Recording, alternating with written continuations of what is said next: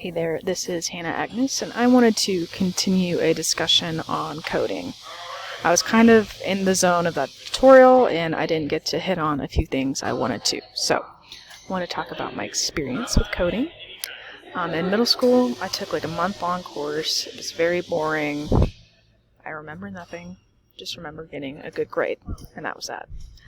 Then, in high school, I did the Hour to Code on Scratch, and that was a lot of fun. My friends really enjoyed that, and I prefer block coding.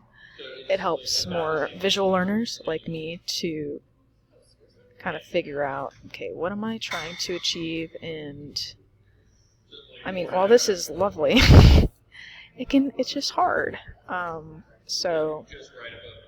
But once I figured it out, it's very, very satisfying. And now in graduate school, this is the most coding I've ever done in my life. And it's always been a bucket list thing to become proficient, so I'm very excited about this. But I don't know, coding's just tricky. I think there's a lot of stigma around it. You know, it's in the STEM category, and not until recently was it kind of considered a boy thing. And it still is like a pretty masculine thing, because why would we be encouraging girls to go into this if there wasn't like a divide? You know what I'm saying? I don't want to get into a tangent on gender. This isn't what that is about, but I was thinking, like, what if STEM was encouraged more when I was in high school? Like, would I not be an English teacher? Would I be a math teacher?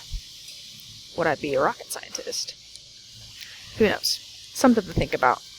But even for an English teacher like me, coding helps me be a better problem solver and makes me feel very accomplished when I code something successfully. So this is a project from earlier this semester, not the most recent one, but I wanted to show you.